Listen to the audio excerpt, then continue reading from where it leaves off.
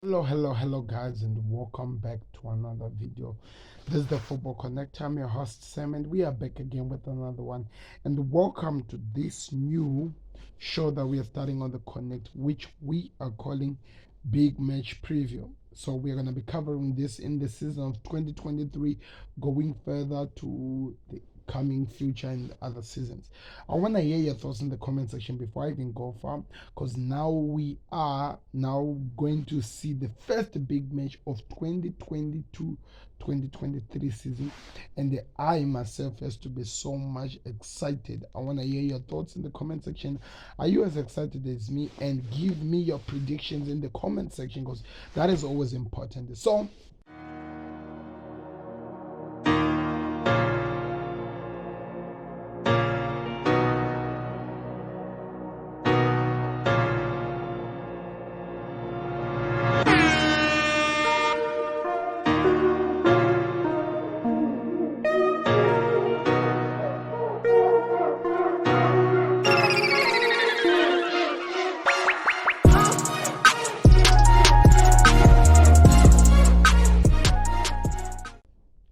this is a big one, people. The reason why I say it's a big one, because it is the first time Tottenham are going to Stamford Bridge as the favorites. That has never happened before. That is the weirdest thing. The fact that they are going to Stamford Bridge as the favorites. Because if you go look at the history, they've never done this before. There's never been like that at all. But at this moment, because of the manager that they have, because of the form the squad is in, and because of the performance that they did last week, there is that certain belief and possibility that this team and this squad is going to be different when they attack in this game. So I want to hear your thoughts in the comment section. How much do you think Tottenham will win? Anyway, just give me your predictions. Let me know, spoil everything. So I want to hear what you guys are thinking.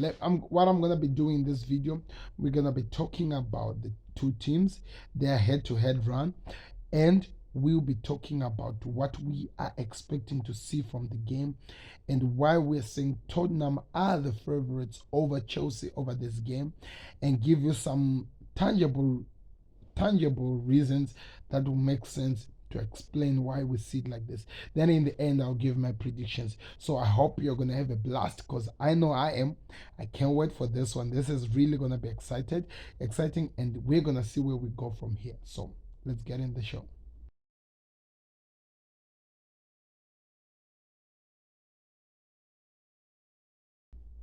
So, guys, like I'm saying, we are back again. This is the Football Connect. It's Tottenham versus Chelsea, and this is the big match preview, episode 1. So, you keep counting until the end. We'll see how many big games we're going to be having. So, Tottenham versus Chelsea, head to head. These two teams have been one sided. This fixture has been one sided. It's one of the most one sided fixtures that we've ever seen in the past history, because Tottenham have not been able to level up with Chelsea. The best that we've discovered Tottenham were able to get in the recent years was actually a draw. Can you believe it? Actually, a draw. I'm going to give you all the things that, like the games that these two teams played in the past. I don't know how many years is it. The last game was played in 2021. Okay, since 2021 to 2022, the games, since 2020, in fact, now we're in 2022. These are the games that were played. They played Tottenham versus Chelsea. They played at Tottenham Hotspurs, and the interesting part is this: Tottenham actually did good in that Carabao Cup game. They drew with Chelsea. That has been their biggest achievement, drawing with Chelsea. And they played again at Stamford Bridge in November 29 in the English Premier League, and they drew again. That was a 0-0 at Stamford Bridge. They went on 2021, February 4th, 2021. Then Chelsea beat Tottenham by 1-0. Then August 4th, 2021, they drew again. The game finished 2-2. And September 19th, 2021, Chelsea beat Tottenham by 3 goals to 0. Yes, people, you heard me correctly. By 3 goals to 0. And I'm looking at this one in the Carabao Cup semi-final, which was played, where Chelsea beat Tottenham by 2 goals to 0. So in the past 6 months, 6 games that they've played, Chelsea have won and drawn most of them. Even Tottenham have no anything. The only thing that they've been able to get from Chelsea is actually a draw. So coming to this fixture, and we are saying that they're favorite.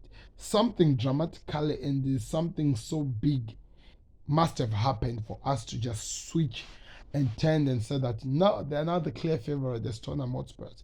So, of course, in this all the years I was talking about, they were under Jose Mourinho, they were also under Nuno Espirito Santos, and now they're under Antonio Conte. And in that time, Chelsea were with Frank Lampard, then they moved from Frank Lampard to Thomas Tuchel. That's what has happened from Chelsea. And I don't want to lie to you, with Thomas Tuchel, everything has been rosy. Everything has been so amazing for Chelsea. They even won the Champions League as little as a year ago or 2 years ago. Yeah, a year ago, they won the Champions League, beating Manchester City in the final. Thomas Tuchel looked like he's the man. Everyone were excited. They were happy and everything was going so well until things just started to turn upside down. When did we start to see this? We saw it late last season. We started to see the performance that Chelsea were giving. We started seeing what they were doing, and it proved to us that it was just a matter of time before this team could fall. And surprise, surprise, the fall continued happening. The fall continued happening. And on the other side of London, Tottenham kept on getting better. Tottenham kept on getting better because that's when they fired the Nuno after just a few games and they brought in Antonio Conte. And I don't want to lie to you, it took time, but when Conte actually had now enough control over that room or over the club, you could see the changes, you could see the players, the performance, you could see that something was being built which was going to be dramatically so amazing that the whole world will have to notice. And trust me, we did notice. And what we noticed was this: Antonio Conte has a plan, has a mission.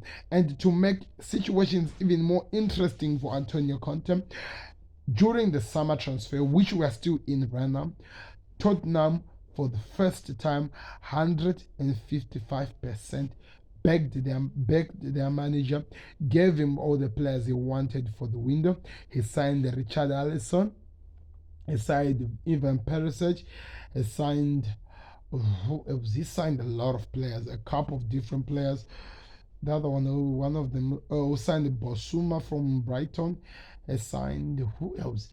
There are a lot of players that Tottenham Hotspur did sign. I'm trying to remember them.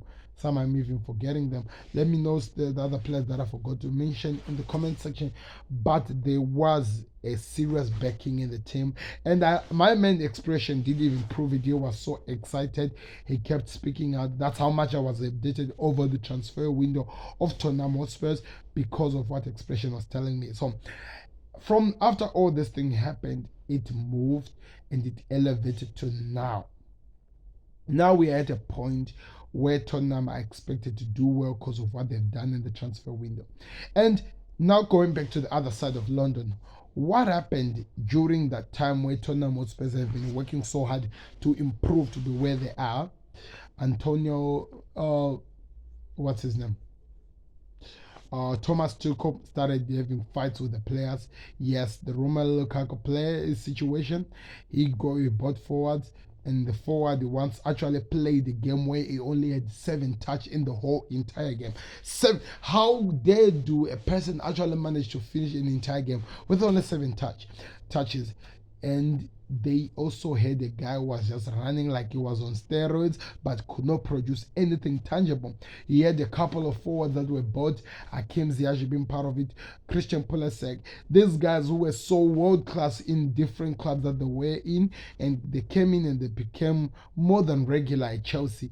And also we did manage to see players who were considered at a point that they're going to be world class.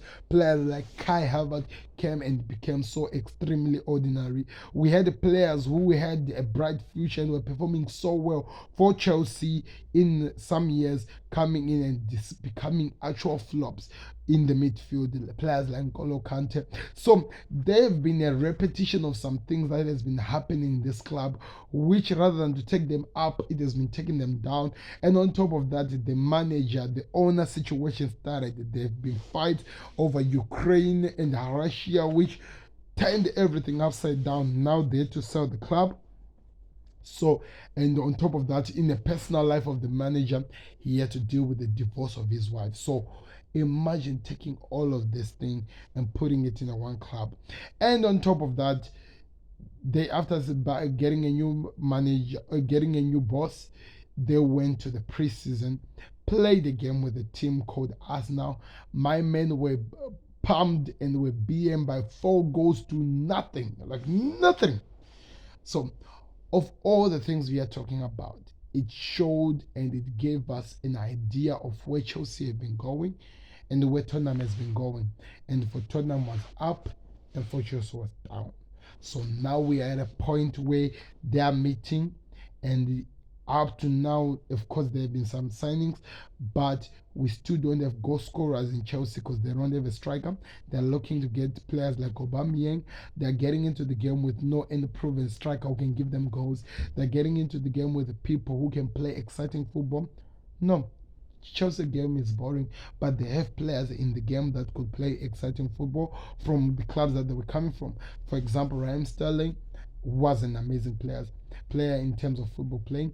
They lost a couple of defenders. At the same time, they've brought some new players like Koulibaly, Cucurella. There are a lot of exciting young talents that we're seeing there joining the club. But at the same time, the players who knew and actually knew the motto of the club, they've left. So there is a lot of complication in this Chelsea squad. They bought some players who became flop from the first day. All this thing has been happening on the side. So now taking all that to come together, and also not forgetting a press conference where the manager actually said that his team, he doesn't trust that they can do anything. And that is the worst thing a manager can ever do to a team that requires confidence from their own manager. So all in all, people, what I'm just trying to say is this: we have a game that we're going to be watching. Yes, there's a lot of excitement over the game. There's a lot to be hopeful about over the game, but there's less and less of hope over this game. But one thing that we know, we're going to be watching it and it's going to be exciting. I can't wait. I want to hear what your thoughts are. And do you believe with what I'm saying? Thomas Tuchel versus Antonio Conte. Antonio Conte playing like, oh my God, he has 10 Tottenham Hotspurs to another level. He has some signings that came in like Kulusevski, who has turned the whole team into something into winners. He has made the team into something believable that they can produce something. There is so much hopeful and there's so much that we can hold on to when it comes to Tottenham, and there's less we can hold on to when it comes to Chelsea. So it's gonna be exciting to see. And my predictions are as clear as this. I see Tottenham Hotspurs winning by 3 goals to 1 because I feel like Chelsea will score. Why am I saying 1? Because I don't really know where else would the goals be coming from if there's not gonna be Sterling goal. So I wanna hear your thoughts in the comment section. We watched their game against Everton. If it wasn't for the penalty, that game was gonna be a straight draw match. So we don't know where the goals are gonna be coming from Chelsea. It's not like I'm just taking a banter from this team. I'm looking at the squad and I just literally don't even know where the goals are going to be coming from. But I have an idea where I can find goals from Chelsea. Kulusevski is scoring. We already know that even their full backs, they're scoring. Ryan Sessegnon is scoring. Their midfielders as well, they're scoring. There is that element of hope, and even their strikers are scoring. So tell me if I'm saying something that is wrong here. I know that there'll be goals in the side of Tottenham Hotspur. They have shown it already in their first match, but at the same time, still curious to see where goals are gonna be coming from Chelsea because they haven't proven anything. So let me know your thoughts in the comment section. How do you see this game playing out? It's Tottenham Hotspurs versus Chelsea, or it's Chelsea versus Tottenham Hotspurs because they are at Stamford Bridge. Can this be the first time Tottenham Hotspurs actually get a win over Chelsea after a long period of time, people. Yes, it's been really, really, really long. I'm excited and I can't wait to see how the game will go. I want to know your thoughts in the comment section. I want to hear you guys what you think, and I want you guys to subscribe. The best way you can support the Football Connect. Let me hear if I did at least justice to the first episode of Big Match Preview.